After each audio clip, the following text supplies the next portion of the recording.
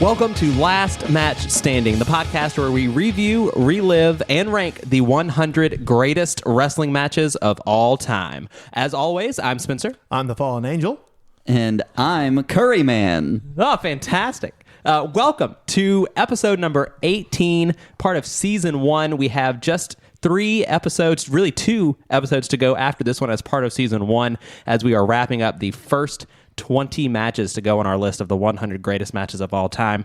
A quick shout out to our very first set of Patreon subscribers, our patrons. Just a quick shout out to those guys. Super appreciate your support. All of you are Slammy Award winners, and all of you did it on your own, and we could not be more proud of you. If you want to know what those Slammy Award winners are getting as part of their support, then go on over to our Patreon page and look it up. It's wonderful, and it's going to be a lot of fun for us to interact with you guys more and more. But let's get to the here and the now. And the here and the now is September 11th, 2005.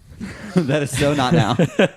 From the TNA Impact Zone in Orlando, Florida, Unbreakable 2005, AJ Styles, Samoa Joe, and Christopher Daniels for the X Division Championship. Can I just say, what is it about Orlando, Florida? Man. Where they get all of the great wrestling. I know, right? What's the deal? Do you know what Disney. happened 2 weeks before this pay-per-view? No. What SummerSlam. in Orlando? No, not in Orlando. No, it was in D.C. Great. Yeah. So pretty much everywhere but Louisiana is what I'm hearing. Right. Yeah. Listen, Not SummerSlam. until Mania 30, buddy. SummerSlam 2005, that means it was Shawn Michaels, Yeah. Hulk Hogan, which inevitably will make this list. Oh, Am totally. I right? That is definitely going to be on our... No?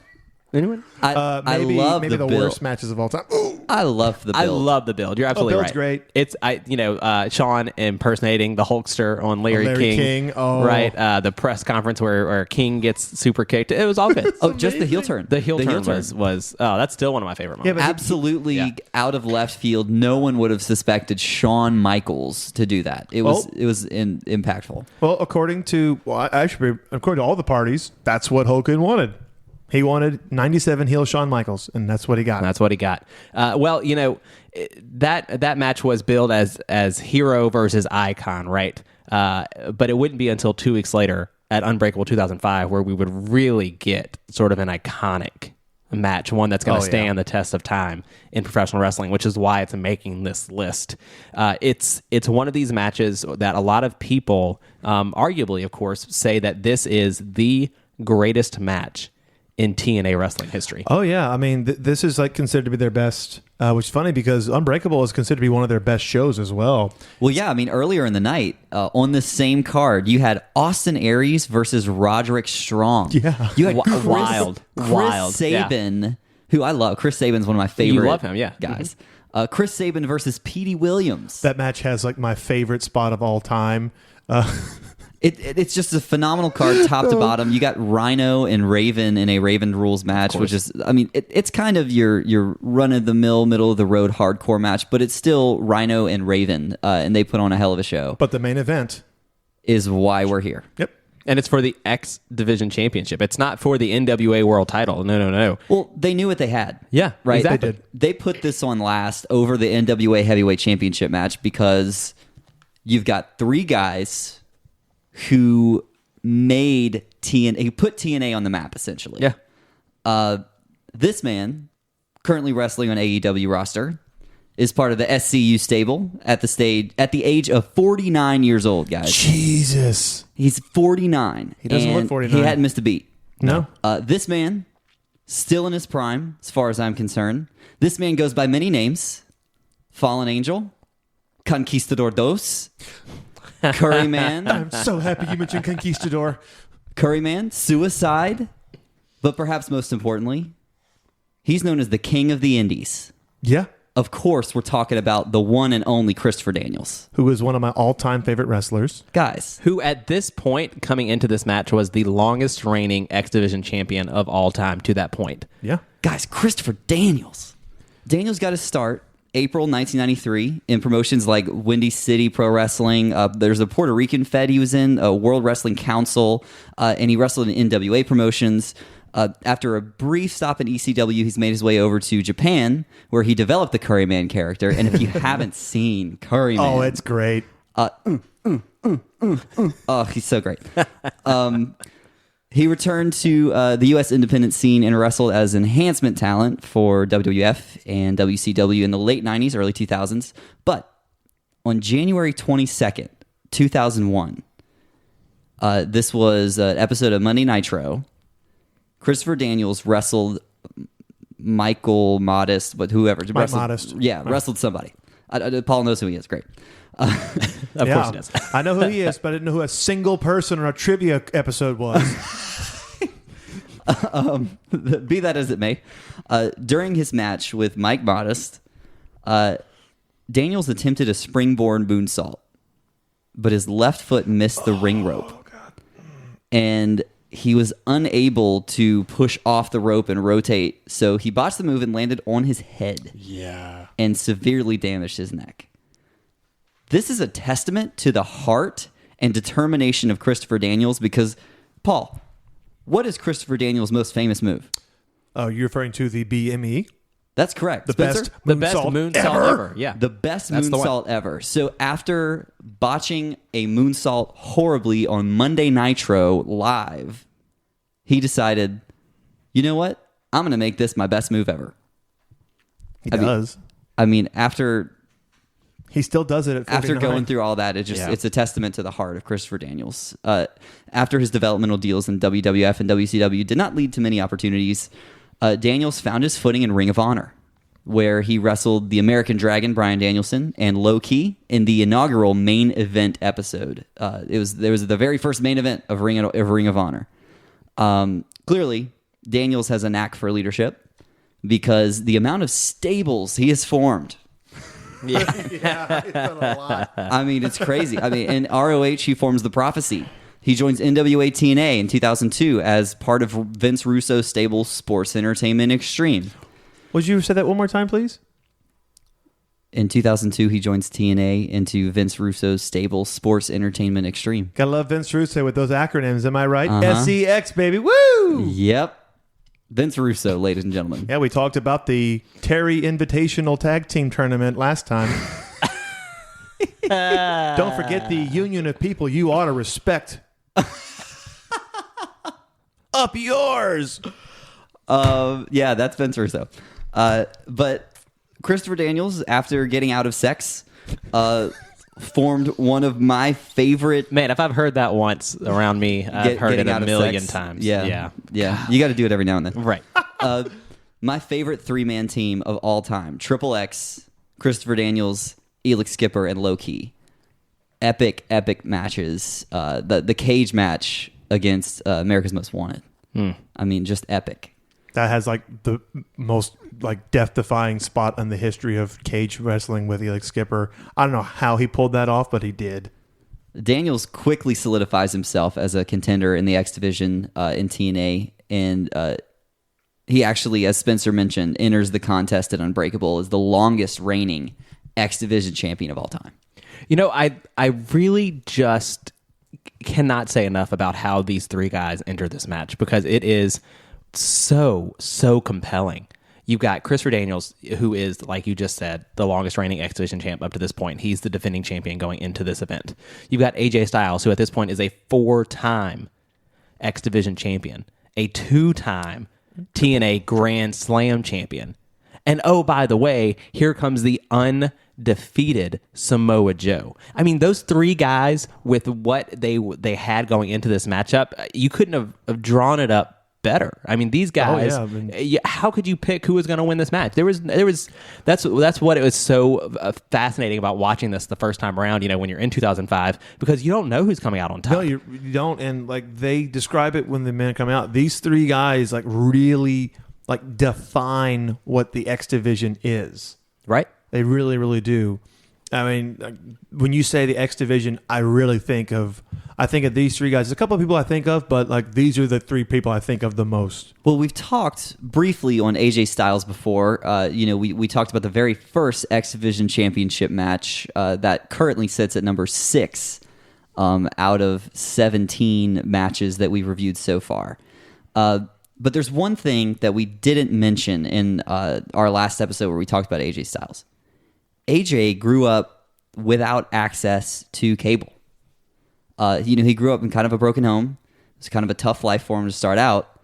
And he didn't have wrestling when he was a kid to really watch because his parents weren't, they didn't pay for cable. So a few of his buddies started training to become a wrestler, and he was just kind of tagging along. And he was like, okay, well, this is what y'all are doing. Let's do it. I mean, he did wrestling in high school, and actually, I think he had a scholarship to college to wrestle. So he was familiar with wrestling, but as far as like pro wrestling. Yeah, he wasn't a pro wrestling guy. Right. And so he went with his friends. He's like, okay, whatever. And, turns out the man has more natural talent than anyone who's ever set foot in a ring. Yeah, pretty much. Like he got it. He got wrestling.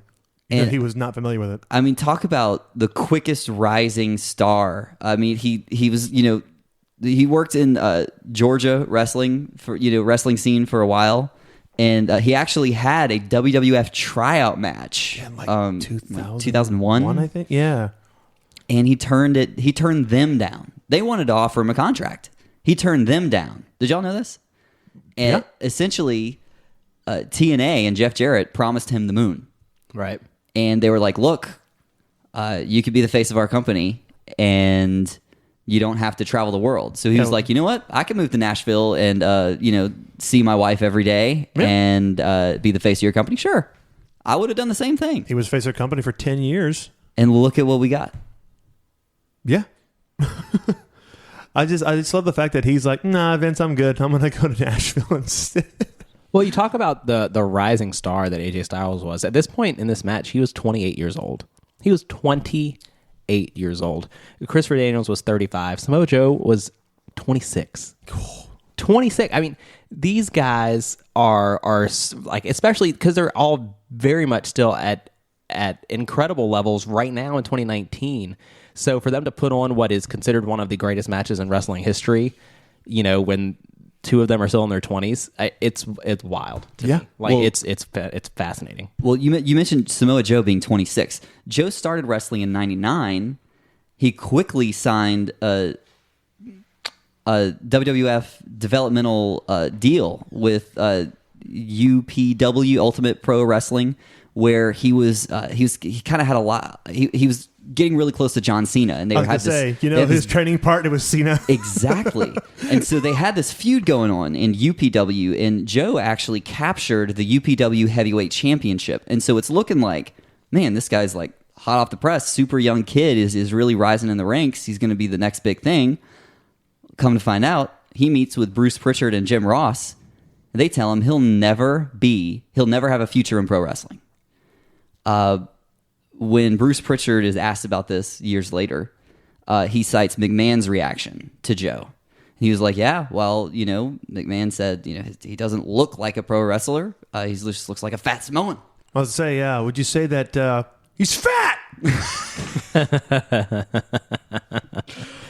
So, after a brief stint in Japan, needless to say, he doesn't go into the WWE at the very young age of, 22 or whatever he was at the time. He was really young. After a brief stint in Japan, Joe debuted in the newly formed Ring of Honor in 2002.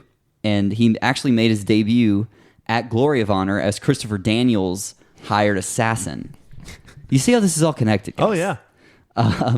Originally booked for just the one-off match against Low Key, Joe impressed the fans so much, and they were so loud and so vocal. They loved how, he's essentially watching an MMA guy in there. Right.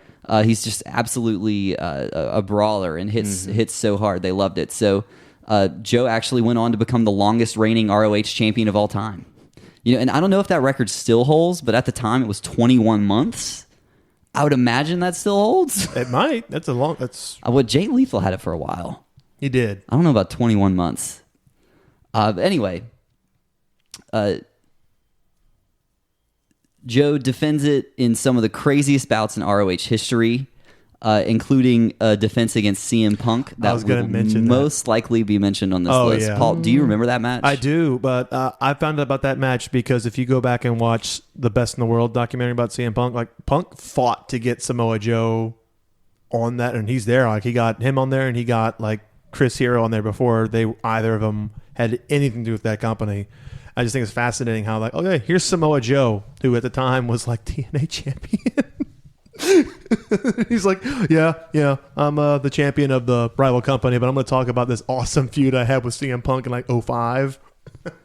Well, it was in June 2005, Joe does sign a contract with TNA, and he makes his official debut at Slammiversary. He defeats Sanjay Dutt. I mean, that was a super squash match. As much as I love Sanjay Dutt, look at the comparison.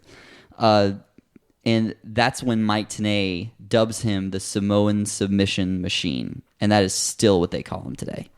And then years later, he'd have the Human Suplex Machine as his manager because Vince Russo didn't know what to do with him, and just they threw him into a van, and he came back with a different haircut 2 months later and a very phallic tattoo on his face. Oh boy. Yeah, 2010 was a weird year, man. But you're absolutely right. Yeah. I mean, it just, this match was meant to happen. Like you say all those things. They're so connected. And Mike Tenay, who of course calls this match with Don West, right? He just tells the story almost better than anyone does. And calling Samoa Joe the Samoan Submission Machine is just perfect. I mean, it's perfect, right? Like, Samoa Joe is going to get in there and he's going to fight you. But what are you most afraid from Samoa Joe? It's those submissions. It's because in a matter of moments you could be on the offense and then be passed out. I mean that's what Samoa Joe does. Joe's scary. I mean, they didn't chant Joe's going to kill you for nothing. Exactly. They still chant that when he comes out. So Joe was actually a participant in the Christopher Daniels Invitational Super X Cup. Joe defeats Sanjay Dutt. He defeats Alex Shelley to advance in the tournament finals against AJ Styles at Sacrifice. But Christopher Daniels costed AJ the X Cup, and that's why we get this match. That's exactly right.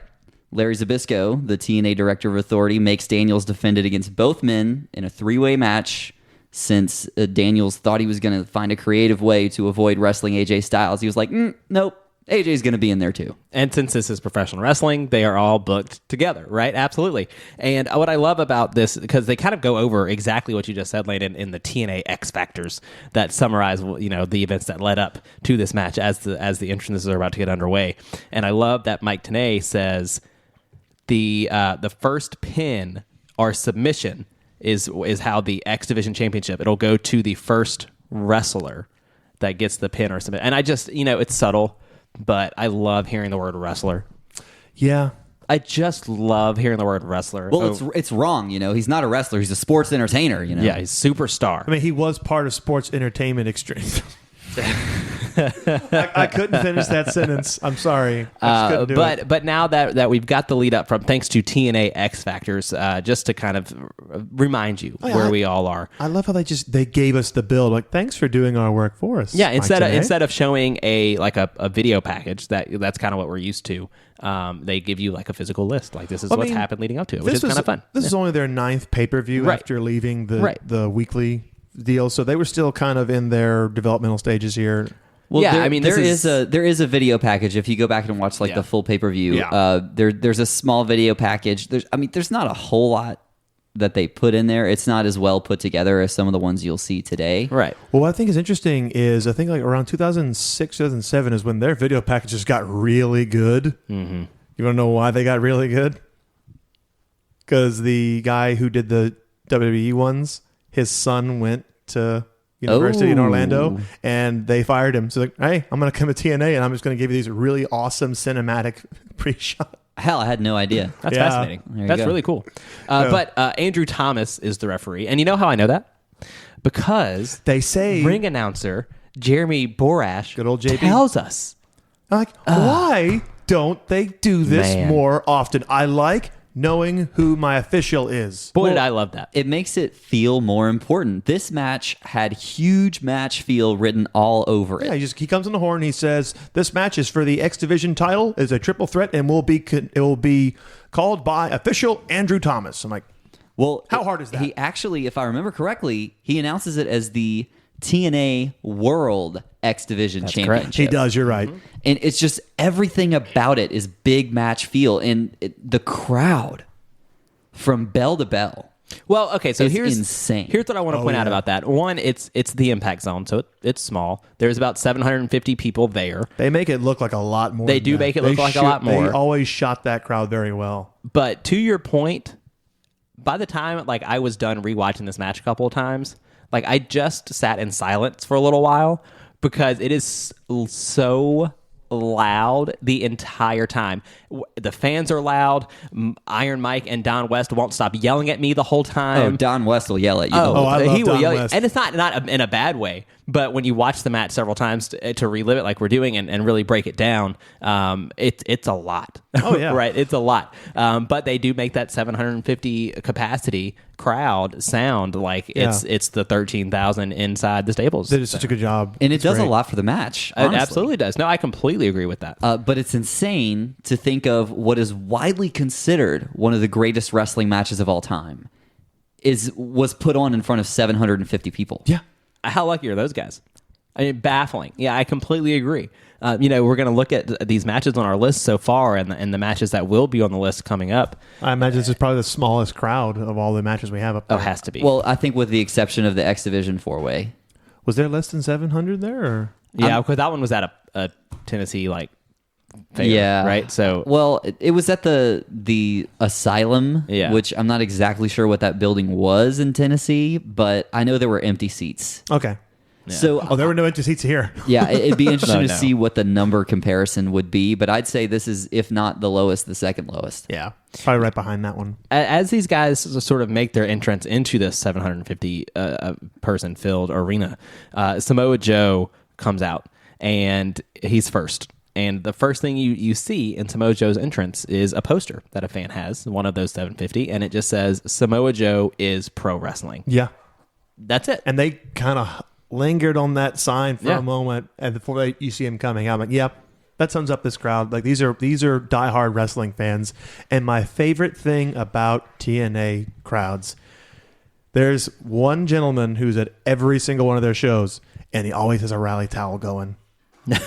I counted the rally towel shots in this pay-per-view, and I'll get to that in a moment. The entrance of Samoa Joe, these entrances are quick. They're not super big deals. But Iron Mike says during Samoa Joe's entrance, he says, if there was ever a wrestler that defined that there are no limits to the X Division, it's Samoa Joe. What a great point. I mean, he doesn't look like your average, I'm going to go in there and have a fast-paced, hard-hitting match. He looks like the kind of guy who's going to want to slow things down a little bit. But he Right. does And not. what's the tagline for the X Division, Landon? The X Division is not about weight limits. It's about no limits. They kind of shout that out as he's coming out, but you kind of miss it because you're going, holy shit, the entire crowd is chanting Joe's name so loud you can't hear Mike Tenay and Don West. How about the set? This Yeah. is just the normal TNA 2005 set. Yep. They didn't do these flashy, different kind of sets for pay-per-views, but I loved it.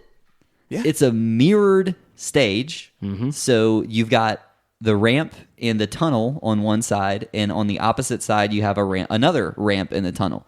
And so if it was a one-on-one match, the guys would just come from the two different sides, gladiator style. Yeah, which is fun. It I've makes always loved that. so much sense. Yeah, right. Because why? AEW does that. Because why would they be standing out by the curtain next to each other? Waiting to fight each other. Yeah, it absolutely makes a ton of sense. And when this is a triple threat match, they've got two of them have Somebody's got to gotta come do, yeah. right. But I think for the most part, it adds to the realism. Yeah. And the tunnels just looked so cool. I mean, Oh, yeah. AEW has the tunnels now, which is fun to see. Right. You love the shot of them while they're in the tunnel. Oh, yeah, when they get right behind them as they're coming out. That's I such a love cool that. shot. It's such a cool shot. And they cut to that shot before they start walking out, too. And Yeah. I'm like, I really like that. So AJ comes out. He's got pyro in the beginning. He's got sort of the sprinkler Randy Orton-esque pyro. But then Christopher Daniels comes out, and the one thing I was thinking the whole time during his entrance was, I don't know why, but I love that belt. The Dos Equis belt? The belt is it's not the damn Dos Equis belt. It's gorgeous. There's only it one is, X. But the Dos Equis logo is also gorgeous. This belt was made before the Dos Equis logo. I think. I don't think that's correct. But be that as it may, it is a very beautiful belt. The fact that I just immediately think of Dos Equis is a sign of good branding. That's a good point. Yeah, it's a very average sort of belt, but it's got that big red beautiful X in the middle of it, and I just really appreciate it for that. Just put another X next to it, you got Dos Equis.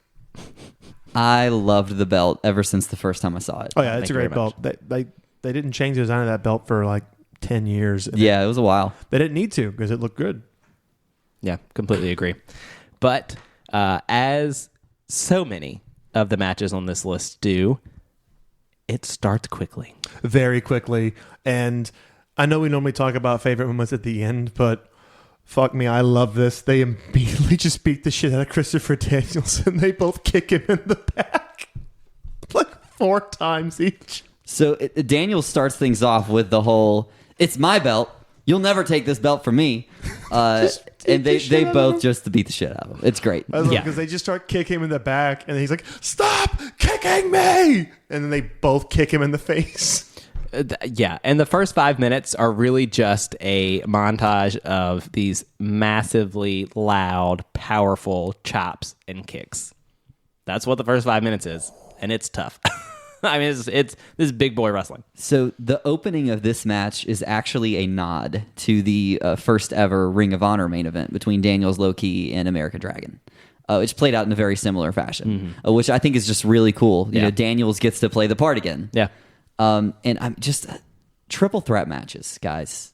They're very hard to pull off. Right? This is actually the second triple threat match on our list. With the Charlotte, Sasha, and Becky being up there currently at number 9.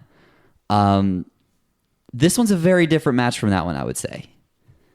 This one is high spots and fast pace from start to finish. Go, go, go. It's 30 minutes of total nonstop action. Literally. Literally. Yeah. From bell to bell, it's 22 minutes and 50 seconds. And there's a moment when we're like 11 minutes in, I'm thinking, oh, this is surely about to be over. Like 11 minutes in, what the hell more could they do? And we're only halfway through at that point. There's a couple of moments where I'm like, well, this is the end. Oh, no, we've got like 15 minutes left. Okay, let's do this. For me, just the opening moments, just Christopher Daniels does these absolutely gorgeous like drop kicks. Joe's freaking chops. Those just open palm chops are scary. It hurts to watch. Yeah. The AJ and Joe trading the pins right there at the beginning. And then Joe locks up the submission and Daniels breaks it up. I mean, you just get these moments where everything feels natural. Yes. And what I really love about this match, we talked about move protection with the Pete Dunne, Tyler Bate match.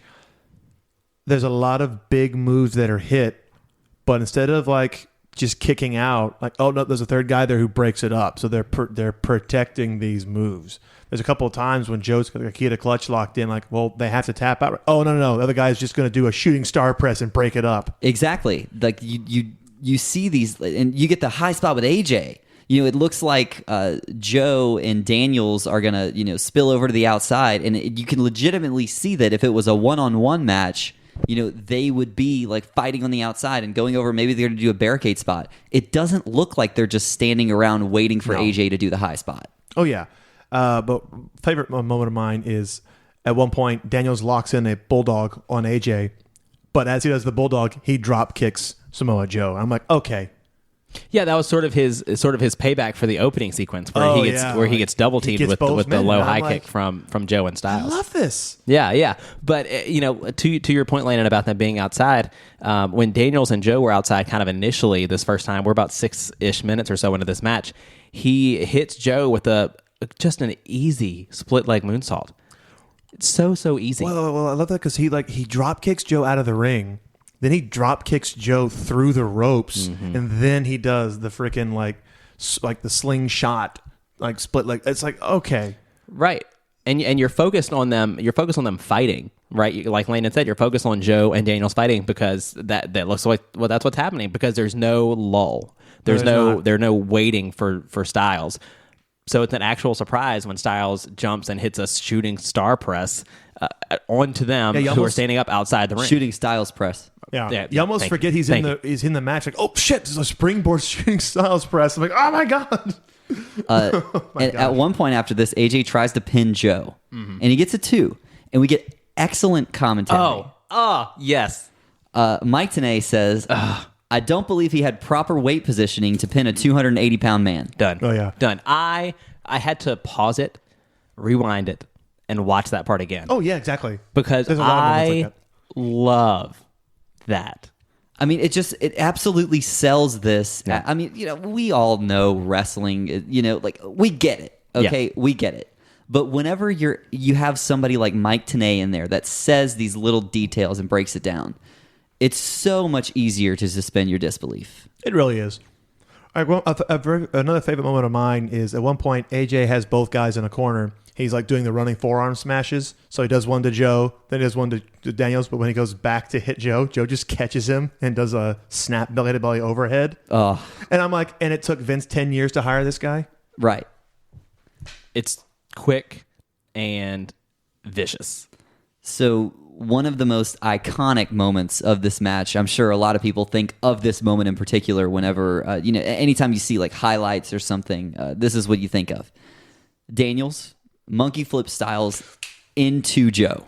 Joe catches him, and then AJ hits a freaking Hurricane Rana on Joe. It's almost like it's one fluid motion. Oh, Yeah. God, I like video game spots here, but I love it so much. When I saw that, I'm like, no, like that was a glitch, right? Surely it just skipped. I missed. No, I rewound it and watched it. Okay, no, he just, okay. And you think that when big things like this happen, like, oh, we must be getting toward the end and nothing is going to be topped after this, like as incredible as that was. But sure enough, Joe gets the coquina clutch on Daniels. Yeah, he goes for a roll up, and when he's rolling backwards, Joe's like, no, coquina clutch. Like, oh, here we go. Yeah. I love that spot. It's- And this is a Samoa Joe staple.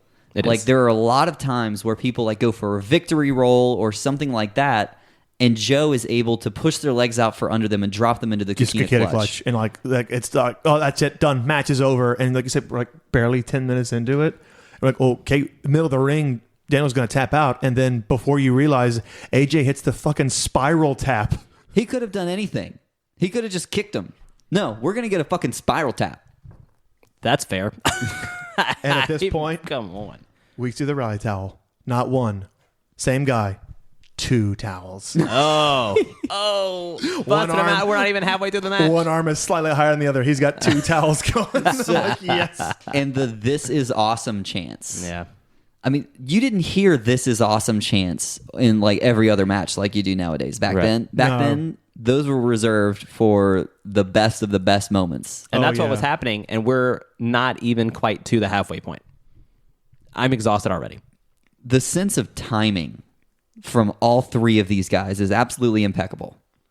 Oh, Like- yeah, exactly. To be able to pull off the things that they did, like I couldn't imagine the practice it must have taken. I mean, and Oh, yeah. maybe it didn't take them that much practice, which would blow my mind even more. Right. It's so fluid. They had to rehearse some of these spots. Isn't like the monkey flip into the Hurricane Rana, like there's no way they just did that in one try. I don't know. Because you see AJ Styles do things like this. His That's moments are true. so fluid in any match you see. That's really true. He could have just came up with that on the spot. It would not surprise me. It would both not surprise me and amaze me at the same time. Right. I mean, he truly is phenomenal. That's not just a nickname. Like, it's true, even to this day. You know what else is absolutely amazing? Christopher Daniels lifting Samoa Joe into the Death Valley Driver. Yes, This He is made it right look after. easy. This is right after Don West says, Mike, this is everything we thought it would be and more. And then the Death Valley Driver happens. Well, that comes right There's after the more part. Yeah, and more. It comes right after we get our first attempt at the BME and it's blocked. But I just love this moment because like Daniels just gets a shining wizard to Joe, and he's going for like a running drop kick, and he does like a jump at the top rope, and he gets knocked down into the Tree of Woe, as I've now called the Tree of Joe, because he gets a running drop kick by Samoa Joe on the Tree of Woe. And I'm like, yeah, I love this match.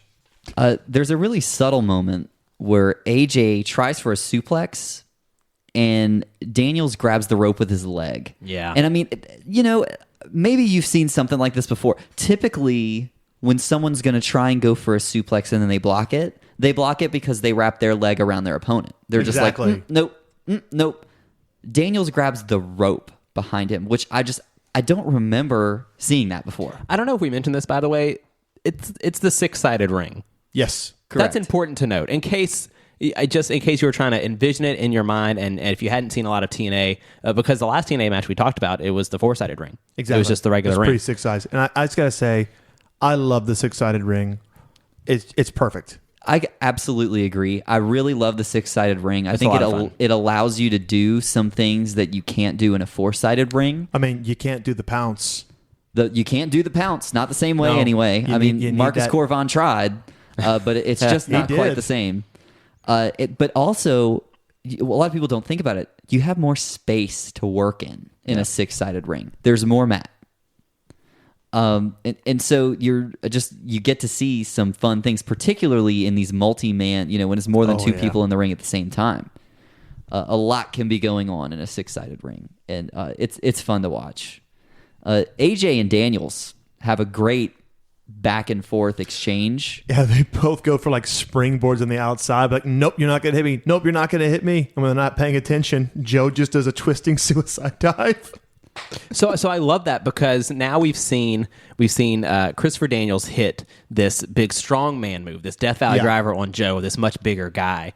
And then now we see the flip side of that. We see the big guy. We see Joe pulling off things that Daniels and Styles were normally the ones pulling off. So I love that sort of storytelling between, this is the X division. This is what you can expect. There's going to be things that you don't think should be happening, but they do, because these athletes are that good. But I'll tell you what, every time that happens, we get 2 rally towels, baby. Every time. They just cut to them like, there they are, towels, woo! A little later, you've got Daniels and Styles at the top on the top rope, and this is the moment where, in your run-of-the-mill triple threat match, you would see Joe go up to him and maybe try and go for a power bomb, and then Styles will suplex Daniels, and you know what, big tower move. I love the super tower cool. spots. That's super cool. That's not what happens here. Oh no. What does happen, Landon? Joe grabs both of these men and just tosses them over his head off the top rope. He's like, it does like a double big back body drop off the top rope. What the hell is happening? Joe is getting himself over. I mean, you can definitely see that all 3 of these guys are in it to win it. They are there to make a statement. They are there to show people what the X division is all about. Oh, yeah. And you get the sense from each of these guys that the X division championship means the world to them. They are really putting over how important this belt is. And this isn't one of those triple threat matches where now, we're closing in on 18, 19 minutes into it, where everyone's, really slow to get up, and there's a lot of moments where all 3 men are down, and you can tell that the end of the match is coming, because it's as quick and as monumental as it's been from the opening bell, because more and more and more things keep happening. And so it's different. It's not paced the same way that you see a lot of triple threat matches, both before and after this. So it's very different, but in a very, very good way, because then after the moment you were talking about with throwing both men off the top rope, that's where we get our first muscle buster. Oh yeah, and it's so beautiful. He hits it on Styles, and you think that's going to be it. 1, 2, 3, but in comes Christopher Daniels. Do you remember how he sets up the muscle buster? Always pulls him off the top rope. Well, yeah. But before that, to butter him up, we get a stalling German suplex. Oh, it's beautiful. Man, those are always so good. Like, you don't always see that. Typically someone's going to go for a German, they're going to go for it. Mm-hmm. But he's got this like little stalling German, and I mean, it just drops AJ on his head, and it softens him up. He's going to give him the muscle buster. I mean, everything about this match is relentless. It's fast paced. It's a mile a minute. And that's 30 miles, guys. Yeah. Oh yeah, really. And I just love this next moment, because Daniels comes in with the belt. He's going to try to get the cheap win. And I love this because Joe pulls the belt. He tries to hit Joe with the belt. Joe deflects and grabs the belt. But while him and the referee are arguing with the belt, Daniels hits an enziguri he enziguris the belt into Joe's face. I'm like, oh shit, here we go.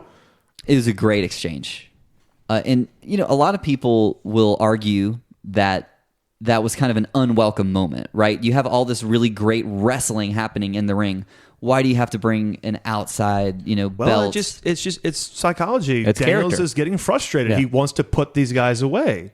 It's exactly that. It's how Christopher Daniels' character reacts to the situation of, oh my God, I'm about to lose my belt. What can I do? Exactly. I mean, it elevates how important the X Division Championship is, because he is willing to realize, he is self-aware enough to know that, oh man, I can't beat these guys. I'm going to DQ myself and leave with the belt. And the reason it's okay is because it doesn't lead to a disqualification. No, it does not. We're right. supposed to see it. Well, it's a triple threat match. I mean, first of all, but secondly, it doesn't lead to him winning because of that cheap shot. It's not like he hits enziguri and then pins Joe. I was expecting that, honestly. I thought, because like we said, we're like around 18, 20 minute mark. Oh, that's clearly, this is it. Here we go. Oh shit. No, we're not done yet. Well, and Joe stays down for a while. Yeah. He really sells that, which is a really great point. This match, for a triple threat match, does an excellent job of giving you a reason to believe that the third man is down. A lot of triple threat matches you'll see a guy get tossed outside and magically he's sleeping for 5 minutes. Or they'll pretty do much. where they take a suplex in the ring or a big clothesline or something, and then they'll just roll out of the ring themselves, and you don't see them for X amount of time. Correct. This match makes it so believable. Mm-hmm. They give you an actual reason, like where you believe that this guy he's just selling so well. Oh, yeah. Like he gets hit with something that makes you believe, he's going to be out for a couple minutes. Oh yeah, and then while that's going on, we get some sick elbows back and forth from AJ and Daniels, and then we get the Blue Thunder Bomb. That counts. Streak continues. Spin out. That's a powerbomb. The spinning sit out power bomb, the Blue Thunder Bomb from Daniels. And then what does he do? Nobody has a better Uranagi than Christopher Daniels. It's gorgeous. It's really good. And then after the Uranagi, finally, it's the third time he attempts it, we get the best moonsault ever. And I was convinced this is it. He's going to retain that belt. But what happens? Joe! Oh, God, at this point, I'm like jumping out of my chair going, oh, every time. So I love how Joe comes in and really starts to beat down Daniels. And Daniels is gassed at this point. Right. He's tired. He just hit AJ with all of his best moves. Literally, his best thing. And here Joe is to come take the belt away from him. And you see this desperation, right? It comes in. And Daniels is getting up. He grabs Joe's neck and uses the momentum to perform a jawbreaker. And that's how he gets to one knee. And so there's no wasted motion here. No, there's not. And then you see a beautiful power bomb into the STF. That one counts. Onto Daniels. And so, yeah, power bomb streak. Yeah, how often do you see a powerbomb turn into an STF? Not very often. Not too often, but Joe does it flawlessly. And we get this moment that I to really sell just how phenomenally athletic AJ Styles is. AJ Styles does a moonsault into an inverted DDT. That's an AJ Styles staple, and it's just as gorgeous now as it's ever been. It's just so athletic looking. It's really, really cool. I remember the first time I saw that move, my jaw literally fell to the floor. Yeah. Like, well, I popped hard for it here because, like, oh, God, I forget he does that every now and then. But, like, seeing him do it that quickly and that crisp and that just fluidly here, like, oh, man. One of the things that you don't see from AJ in almost all of his matches, but is equally as impressive, is the Pele kick into a torture rack. Yes. Onto a 280-pound man. The torture rack made famous by Lex Luger. Telling you, man. No. This is the second match in a row that is connected to Lex Luger. The narcissist. Oh, no. But you're right. So Daniels earlier in the match hits that Death Valley drive, and you're thinking, oh, man, that was so strong. And then AJ Styles says, I'm going to hold him up here a while. Look what I can do. He didn't just do it. He drops him into the cradle shock after that. And this is the loudest "This is awesome" chant I think I've ever heard. It's absolutely incredible. And we do get the setup for the Styles Clash. And this is on Daniels, I suppose. Right, yeah, after the Daniels breaks up the pin attempt onto Joe. Correct. Yeah, like goes, well, Daniel scoop slammed the AJ onto Joe. Right. And then Joe's out of the ring now, which sets up Daniels coming into AJ Styles, like you're talking about, Landon.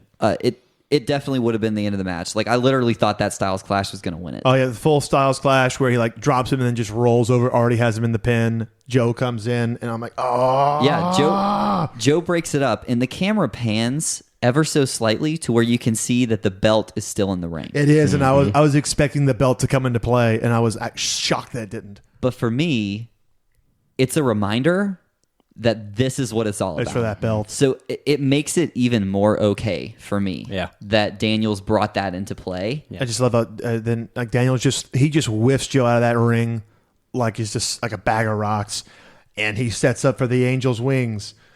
But what happens?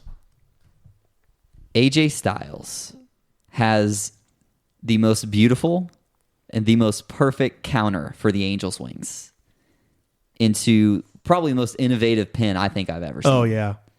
It's essentially a Northern Lights bridging pin. From a double underhook position. From being double underhooked. It's absolutely incredible. It must have taken a ton of core strength to do so. Yeah, him and Cesaro need to like exchange notes. And it looks so real, and it comes out of nowhere, and it's enough to win AJ Styles his 5th X Division championship. What a match. Wow. What a match. 22 minutes and 50 seconds of total nonstop action. So it's 22 minutes. It is. Oh, I totally thought it was closer to 30. Well, the video that if you do, follow along with us and watch these matches as we go, the best place to find it that's really quick is on YouTube. It's a 30-minute video because they also show the entrances and the X Factors and things like that. Oh, gotcha. Okay. Yeah, but from bell to bell, it's 22:50. And you can also find the entire TNA library on Impact Plus, which is what I watched the match on. So I didn't really have a frame of reference. Yeah, that's a little bit different. There's a reason AJ has made it to the list twice, and he was the winner in both of those matches. He's phenomenal. I mean, he is a generational type of star. I mean, he legitimately is. He's just one in a million, and the things that he's done for this business and the things that the records he's broken, the athleticism, the ceilings he's shattered, the incredibly consistent reign of being good for so long, it's almost unmatched. It's really baffling. Hope, how crazy did we pop when AJ Styles debuted at the Royal Rumble? Y'all were rolling off the couch, and I thought the house was going to explode. Thought the house was going to explode. That sounds accurate. We were screaming like 10-year-olds at Christmas. We were so happy. Oh, we were jumping up and down, hugging each other. Like it was insane. AJ Styles has caused more joy in my life than more than I'm proud to admit. More than I'm proud to admit.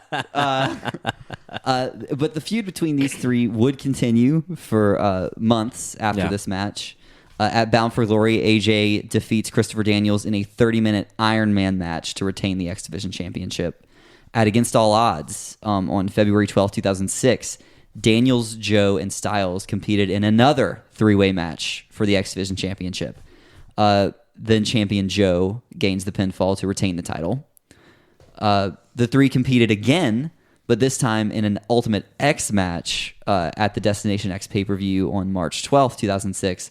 Daniels wins, becoming the new TNA X Division champion. The series finally actually ends in April of 2006 on an episode of Impact when Joe defeats Daniels to win back the championship. However, in 2009, Turning Point promotes the rematch, the three-way match, but this time it's Daniels, Joe, and Styles for the TNA World Heavyweight Championship. Styles wins the match. I mean, come on. There it is. Yeah. And I actually watched this one immediately after we watched the Unstoppable match. Yeah. And it's very good. And actually, that Turning Point 2009 is an excellent top to bottom show. Oh, yeah. That's considered like their best show. I think there's an argument to see this happen again. But to see that match too. Maybe it'll make the list, maybe it won't. But I definitely recommend everyone watch it. Go watch this one first and then watch that one. They do not just have the same match. Oh no, it's a completely different match. And because you can see a lot of these guys have evolved as people and as wrestlers in 2009. You know, it's 3 years later. They're completely different people. And on, I know, I guess that would be 4 years later. Four. Wow. And actually, another thing that I like about the revival of the triple threat feud is that AJ and Daniels also have kind of this revived feud, and they have they have a match for the world championship in December of 2009, which Styles also wins. Styles wins. Lol. Well, it's TNA, so I mean that's what you come to expect. Pretty much. But in this match, it's just, I mean, incredible from bell to bell. It feels impossible to pick a favorite moment.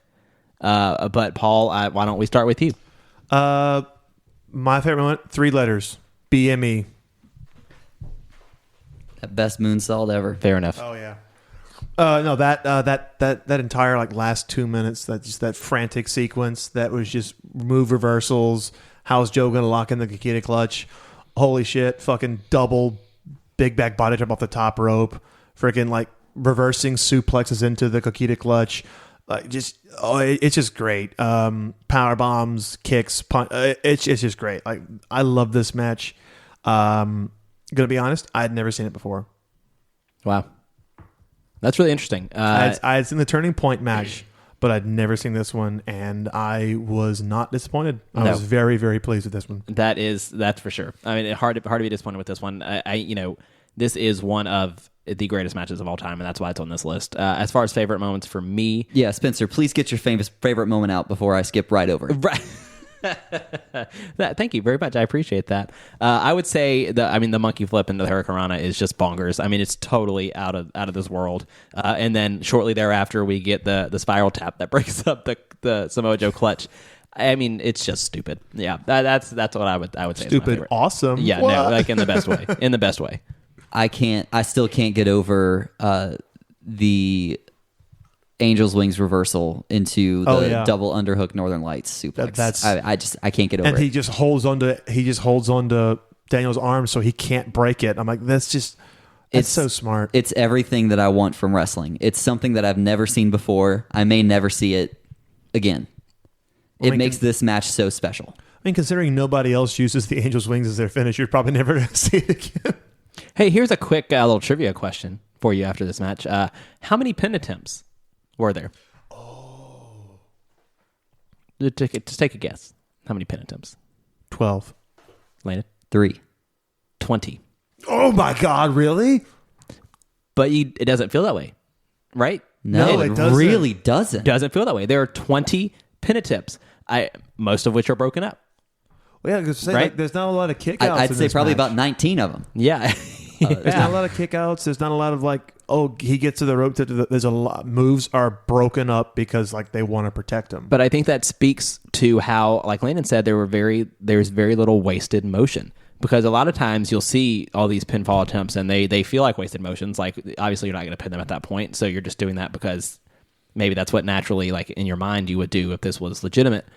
But all of these pinfalls were seemingly legitimate, and it was 20 times throughout the course of the match where you thought this really might end. Oh yeah, and another thing I really love about this match is that like just Mike Tenay and Don West. I believe I said it on the X-Division 4-Way episode. That is one of my top 5 favorite commentary teams in pro wrestling. They're really good. Oh, they're excellent, and they're still ringing in my ears at this current moment, as loud as it was. So at least it's not Don West trying to sell you anything. That is absolutely true. That's absolutely true. And at least it's not him wearing the godforsaken gold platinum shirt and tie that he wears in the NWA TNA days. Oh. Yeah, not good. Beautiful. But I mean, I've mentioned some of my favorite ones. What are you guys' favorite commentary teams? JR and Jerry Lawler. You gotta love that. I mean, you gotta love them. Gorilla and Heenan, them that's just together classic. is great. Ventura and Gorilla. That's a good one too. Yeah. Another one that gets often forgotten is JR and Paul Heyman. Yeah, for me, just like a personal taste, I don't feel like they ever really gelled. Well, they were only they only called matches for like 5 months, and then they were split, and they didn't call any matches together again. Now it was but it was so good. Give me Mean Gene and Bobby the Brain in the gimmick battle royal at WrestleMania. Give me that another good one. I liked them for the wrong reasons, but Tony Schiavone and Dusty Rhodes. Give me Gorilla Monsoon and Kathy Griffin. Oh God! If you want to hear more about that, check out our Patreon. Yeah. That's a little last Mania standing little tease for you, but. Maybe somewhere down the line we'll do a last commentary team standing or something like that. So we'll see. Good. We'll see what happens. But first, we have to rank this match. This is the focus, and I don't want to do this at all. Even a little bit. I've been thinking about this for 3 days straight. Just to kind of update everyone, number one on our list at this particular moment in time is Triple H Shawn Michaels SummerSlam 2002. Last on our list currently at number 17 is TLC 1. So. The question that I will have to start posing with you is, does it make the top 10? Oh, yeah. Right now, number 10 is Eddie Guerrero and Rey Mysterio. Number 11 is Kurt Angle and The Undertaker. So Paul, you're saying top 10. Oh, absolutely. Landon? Just top 10. Yes or no? It's difficult because saying that this match makes the top 10 officially pushes Eddie Guerrero versus Rey Mysterio out of the top 10. I can hear the boos. Like I'm hearing them right now. Well, I mean, I think it's funny you asked me that because when I was thinking about it last night, I was like, 11. Well, here's the great thing about this. Our list is only part of what will go into how we decide That's what true. is the last match standing. Because, of course, you can go to our ranker, and that is going to help us piece it all together when we break this down into sort of like the 32-team tournament that we're going to end up doing down the line. Ooh, was that the first mention of the 32-team tournament? It is. We haven't mentioned Oops. it. Slipped it in there. Shh. Don't tell anybody. Anything. Don't tell anybody. But point is, all hope is not lost for Eddie and Rey, if in case it is bumped out of the top 10. So something to think about as we rank. But Paul, you seem like you very much knew what you wanted to do with this. So why don't you kick us off? Well, I know I just said, yeah, it definitely breaks it, but my initial gut reaction was 11. Actually, right under Eddie and Rey.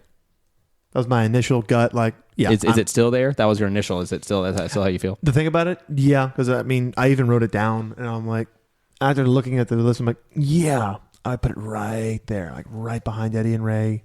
I loved Undertaker and Kurt Angle, but they weren't doing fucking twisting suicide dives and spiral taps. Spencer?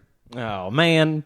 I was hoping you would just run with it and leave me to... I usually do. So I thought it'd be interesting to I would love to. I would love to go. Thank you so much. This is exactly what I wanted.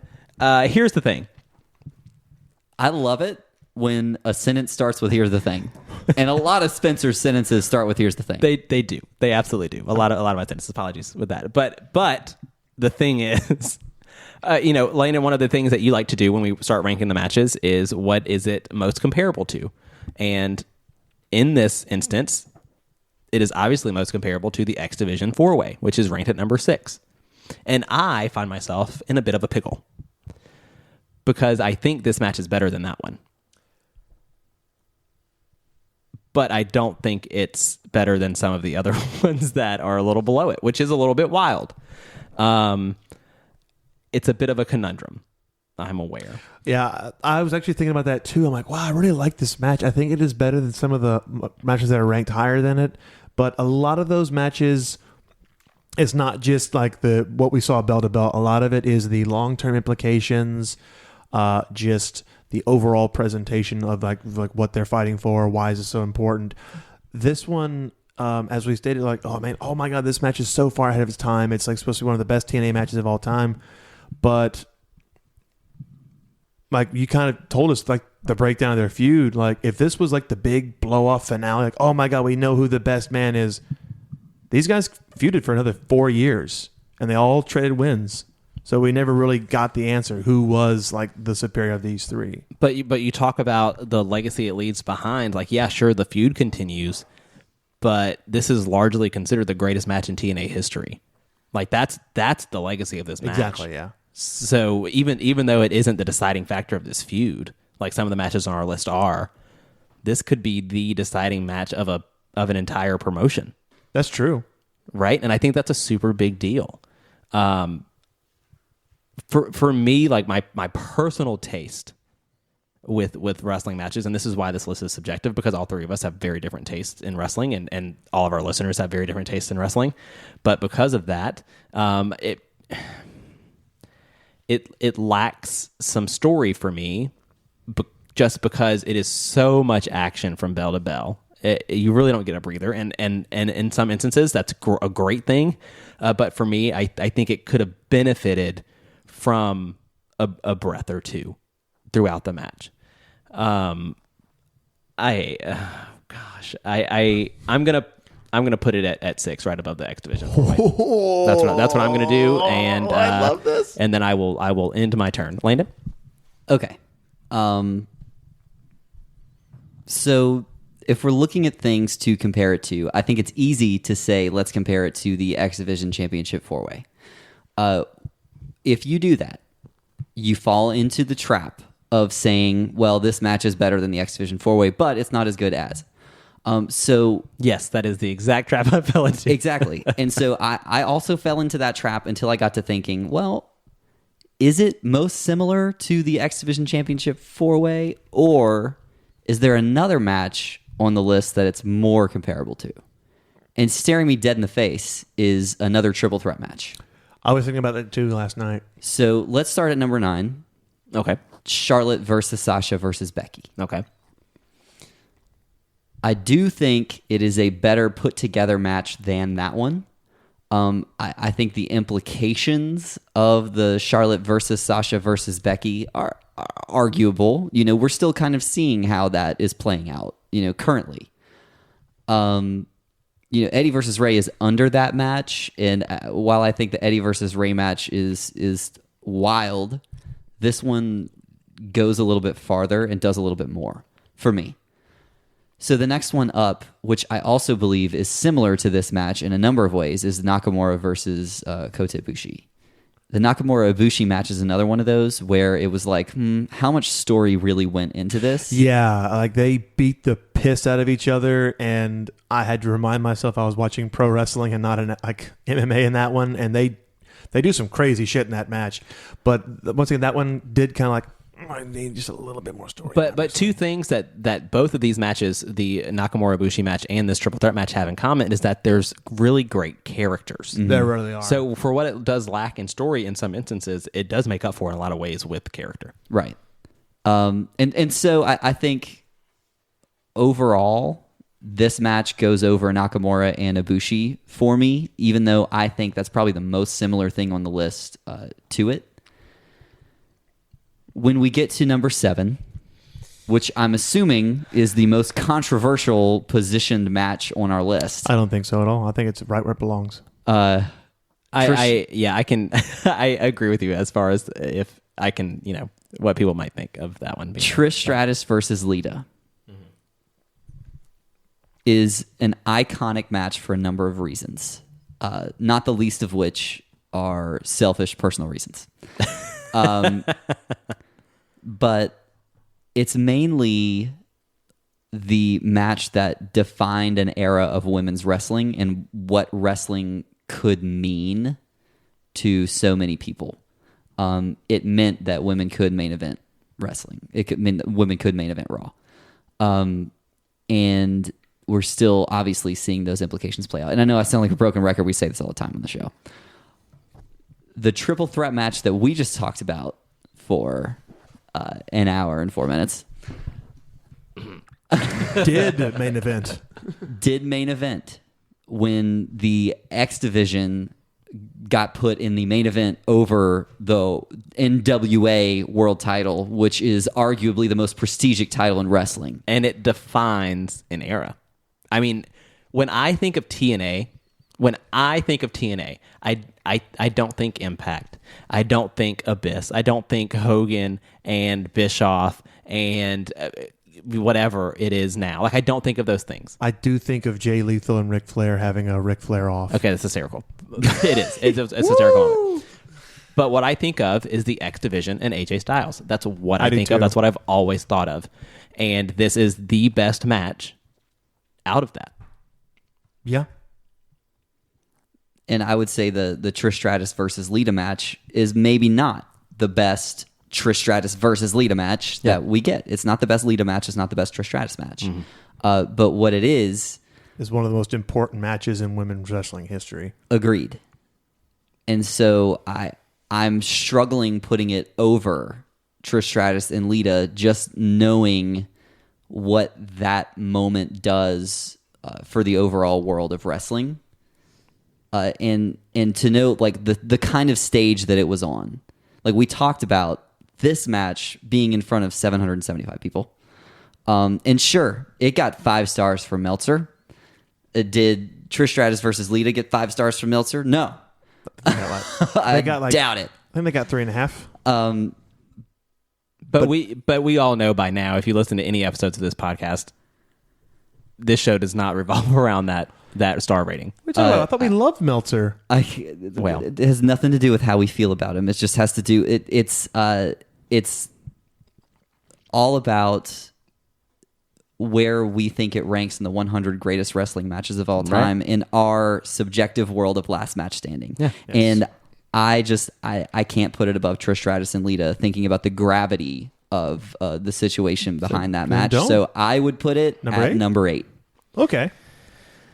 Oh boy. So we've got 6, 8, and 11 so far. Paul, since you're the low man at this point, what would you be more willing to jump up to? I really agree with Landon's stance. But it's such a hard decision to make. At the end of the day, it would not break my heart to go at either. Like, my gut reaction is cut the difference and go like 8 or 9. But another part of me is like, I think I may have to go with Landon on this one. So number 8? Number 8. Okay. Ultimately, the decision is, do we put it over Trish or not? I mean, that Trish and Lita or not. That's what it seems like it's coming down to. I think if we put it over Trish and Lita, then I think the next step would be possibly deciding to put it over the 4-way. So let me just back up from that point and focus on Trish and Lita. Lana, it is no secret on this show, if you listen to one episode or all episodes, that I love women's wrestling. I do. And I love Trish and Lita, and this match means a lot to me. Because and it's just because I've always, when the women have had a chance to show out, because they haven't always had that chance. We both know that. I've just always seen it and appreciated it for what it was, because it's equal. It's just as good to me as watching men's wrestling. Whether you agree with that or disagree with that is totally your prerogative, but that's how I feel. So the barrier that Trish and Lita breaks down, of course, it makes me want to put this as high as possible. And I think because of that, and because Trish and Lita is personally one of the greatest rivalries we've ever had, because they've been best friends, they've been enemies, and they've told incredible stories together. Yes, this is a wonderful triple threat match with almost a 3-man rivalry that we see repeatedly throughout the years. But I think the story ultimately is told better in Trish and Lita, and so I'm okay with putting it at 8. Yeah, I think that makes a lot of sense when you put it that way. It's a long-term from a long-term storytelling stance. You're not happy with this, I can tell. It's no crying in wrestling, guys. But Spencer has conceded again. The match will go at number 8, right under Trish Stratus versus Lita, and right above Nakamura versus Ibushi. How about that? I've had to concede like 4 times already, so... Well, and Spencer, you have swayed us in the past. Yeah, no. have. I'm not personally upset about this or offended by it in any way, shape, or form. I just think this is really interesting, and I want to know what our listeners think. Email us at lastmatchstanding@gmail.com. Tweet us at lastmatchcast. Let us know how you feel. Go to our ranker, ranker.com/lastmatchstanding. That's how you're going to be more heavily involved with the actual ranking of these matches down the line. Also, we're going to have another match. We have 3 matches to go. Two of season 1. This is 18. Yes, so we have 2 more matches to go of season 1. So be looking out for the Twitter poll to decide those matches. And if you want an extra vote in that poll to help decide what's going to be on our list of the 100 greatest matches of all time, then by all means, join our Patreon. Become a patron. You can just for $1 get that extra vote in the poll, which would be really, really cool because you would also be the champion of Liechtenstein, which...